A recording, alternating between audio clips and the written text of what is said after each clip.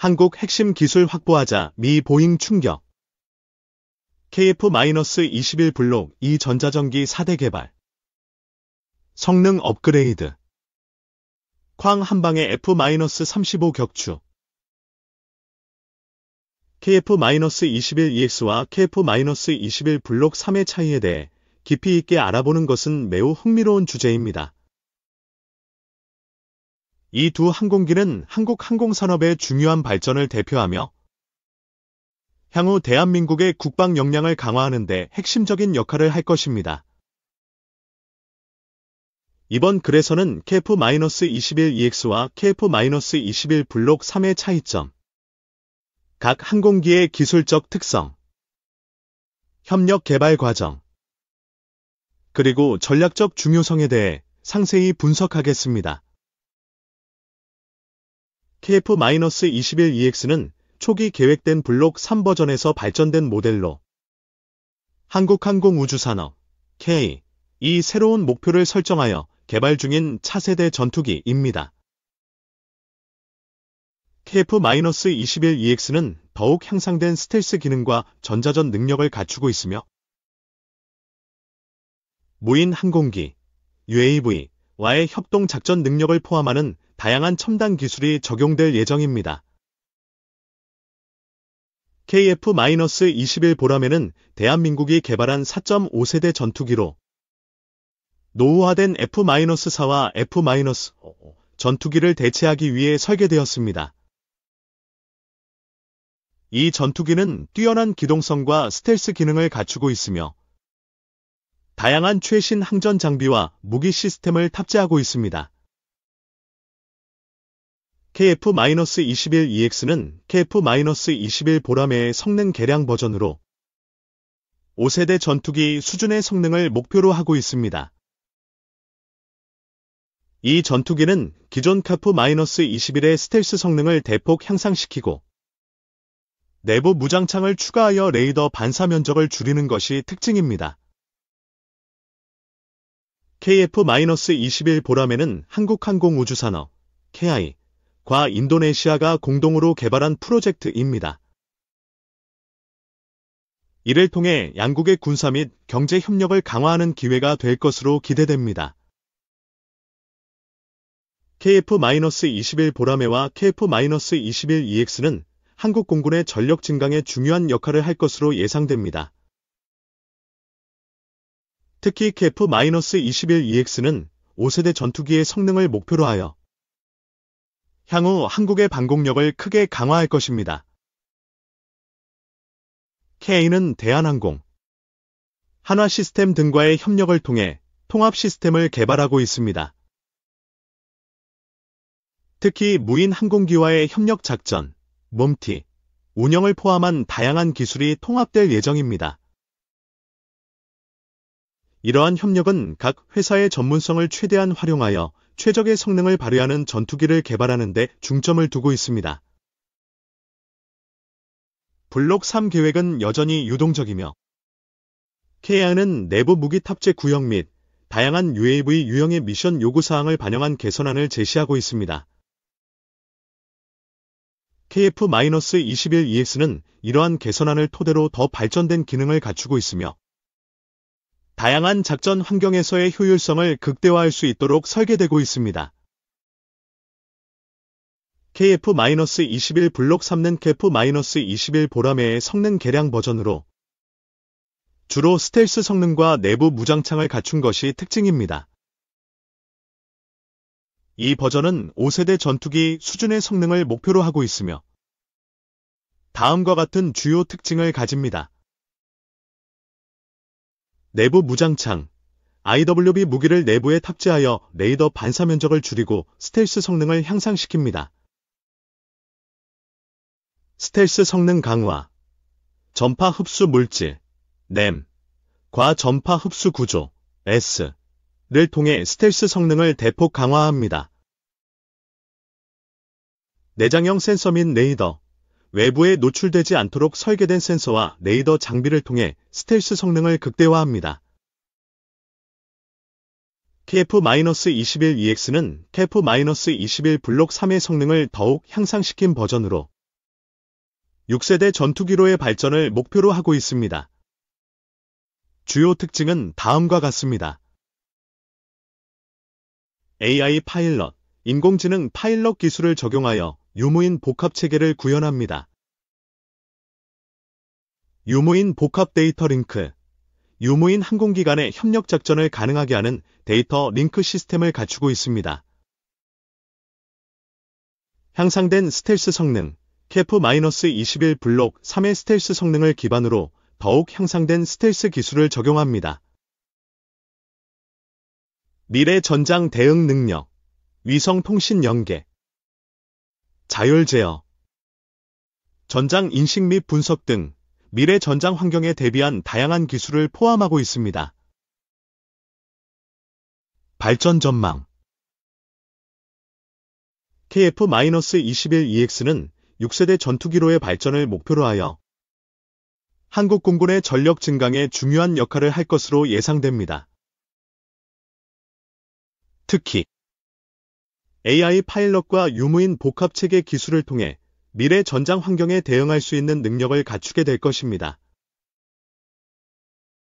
또한 KF-21EX는 기존 KF-21의 성능을 기반으로 하여 스텔스 성능과 다양한 최신 기술을 추가함으로써 고성능 전투기로 자리매김할 것입니다. KF-21EX는 2039년까지 완전 개발될 예정이며 스텔스 기능과 전자전 능력을 대폭 향상시킬 계획입니다. 이러한 발전은 대한민국의 공군이 현대 전투 환경에서 우위를 점할 수 있도록 도와줄 것입니다. 새로운 KF-21EX는 이동식 미사일 발사대 및 고도화된 적의 방공망과 같은 특정 위협을 상대로 공중 우위를 확보하기 위한 능력을 갖추고 있습니다. 이는 대한민국의 국방 전략에서 매우 중요한 요소로 작용할 것입니다. KF-21EX는 새로운 미사일 시스템, 전자전 발전, 소형화된 스탠드오프 제머 등을 도입하여 작전 효율성을 크게 향상시킬 예정입니다. 이러한 기술적 혁신은 KF-21EX를 더욱 강력한 전투기로 만들 것입니다. 다양한 드론과 UAV의 통합은 유인 전투기를 보완하여 다재다능하고 비용 효율적인 공중 전투 전략으로 전환하는 것을 반영합니다. 이는 대한민국이 미래의 공중 전투 환경에 효과적으로 대응할 수 있도록 하는 중요한 전략적 변화입니다. KF-21EX는 대한민국의 방위 능력에서 중요한 도약을 의미하며 첨단 기술과 전략적 파트너십을 결합한 결과물입니다. 지속적인 개발과 계획된 개선은 KF-21이 현대 공중 전투에서 강력한 자산으로 남을 수 있도록 보장할 것입니다. 대한민국의 국방력 강화를 위한 중요한 역할을 수행할 KF-21EX의 미래를 기대해봅니다. 2. 동유럽 K방산과 K원전 등 다양한 사업 기회 열려있는 곳. 국내 금융회사의 해외 사업 전략은 빠르게 진화하고 있다. 단순한 본점 지원의 성격에서 벗어나 현지화에 집중하는 단계를 거쳐 IB 부문까지 영토를 확장했다.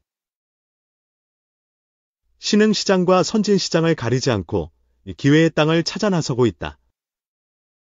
은행에 치우쳤다는 한계 역시 조금씩 극복해 나가고 있다. 국내 금융회사의 해외 전략이 어떤 식으로 진화하고 있는지 더벨이 우리 금융회사들의 해외 사업을 집중 조명한다. 이 기사는 2024년 10월 30일 10시 44분 더벨에 표출된 기사입니다. 신한은행 폴란드 사무소를 책임지고 있는 김혁균 소장, 사진은 올해 초 부임했다. 2년여 동안 공석이었던 자리를 채운 만큼 책임감이 상당한 자리다. 브로츠와프에 위치한 신한은행 폴란드 사무소는 코로나19 등 현지 사정이 악화되면서 그간 상주 사무소장을 두지 않다가 올해 초 다시 상주 사무소장을 두기 시작했다. 지난해 이뤄진 윤석열 대통령의 폴란드 방문을 계기로 현지의 금융지원 수요를 재확인했기 때문이다. 폴란드를 비롯한 동유럽 지역은 배터리뿐만 아니라 방산, 신재생 에너지, 원전까지 새로운 사업 기회가 열리고 있는 곳이다. 김 소장 역시 최전선에서 새로운 기회를 주목하고 있다. 폴란드 사무소는 유럽신한은행 소속이다. 유럽에 있는 국내 시중은행의 사무소들은 크게 본점 소속과 유럽법인 소속으로 나뉜다. 시장 특성에 맞춰 진출 형태를 고려한 결과다. 2013년 말 사무소 설립 허가를 받았고 2014년 6월 문을 열었다. 반년여 만에 속전속결로 사무소 개소가 이뤄졌다. 금융 환경 분석을 포함한 시장 조사를 통해 브로츠와프에 위치한 한국 기업 에즈에너지솔루션과 그 협력업체 등 자금 수요를 파악하고 유럽신한은행에 파악한 내용을 적기에 보고하는 게 폴란드 사무소의 역할이다. 김혁균 소장은 폴란드 및 인접국에 진출한 한국 기업의 금융 니즈를 파악하고 러시아 우크라이나 전쟁에 따른 방위 산업, 지속적으로 추진 중인 각 국가별 원전 산업 등 다양한 사업 기회를 최전선에서 파악하고 있다며 유럽신한은행을 포함한 신한은행의 다양한 채널을 통해 금융 지원의 기회를 만드는 역할을 하고 있다고 설명했다. 더 나아가 국제금융기구 및 이미 진출한 한국의 정책 금융기관 등과 협업 기회를 발굴하는 영역에도 주력하고 있다는 설명이다. 신한은행은 국내 은행 가운데 가장 먼저 폴란드를 눈여겨본 곳이다. 2014년 일찌감치 사무소를 열었다. 최근 1에서 2년 사이 우리 금융권의 폴란드 진출이 활발해졌다는 점을 볼 성견지명이 엿보이는 부분이다. 김 소장은 전기차 배터리 관련 국내 기업이 활발하게 진출한 곳이 동유럽 지역이라며 특히 한국 배터리 3사 모두 폴란드와 헝가리에 공장을 짓고 확장했고 이에 맞춰 관련 소재나 부품 업체들도 확장을 거듭해왔다고 설명했다. 폴란드엔 가전, 자동차 부품, 전기차 배터리 등 한국 기업들이 다수 진출해 있다. 최근엔 방산, 철도, 원전에 이르기까지 한국 기업의 역할이 확대되고 있다. 잘 알려진 대기업 외에도 이들과 함께 진출하는 협력사들을 더하면 상당히 많은 기업들이 폴란드에 새롭게 둥지를 트고 있는 셈이다. 자연스럽게 현지에 진출한 우리 기업의 금융지원 수요 역시 증가하고 있다. 김 소장은 최근에는 K2 전차, K9 자주포로 대표되고 있는 K방산과 우크라이나 재건, 신재생 에너지 개발과 관련한 동향 조사 및 정보 공유에 집중하고 있다며 추가로 최근 K원전 사업이 시작될 체코 또한 주목하고 있다고 설명했다. 앞서 7월 한국 기업들로 구성된 팀코리아가 체코, 두코바니 신규 원자력 발전소 수주전에서 프랑스 전력공사, EDF를 꺾고 우선협상 대상자로 선정됐다. 사업 규모는 24조 원에 이른다.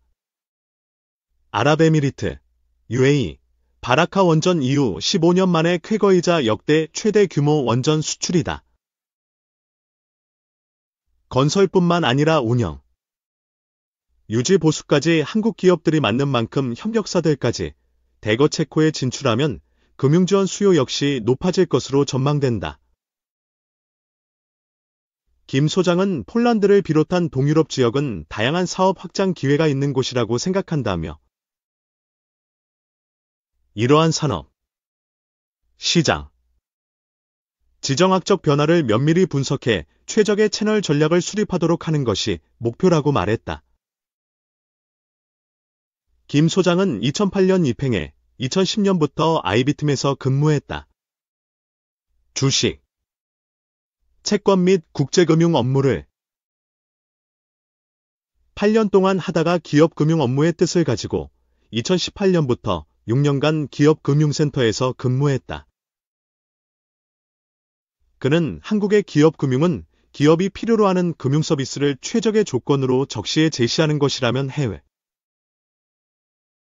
사무소장은 이에 더해 현지의 애로사항과 다양한 금융 수요까지 파악하고 적절한 솔루션까지 제시해야 하는 역할을 가졌다고 생각한다며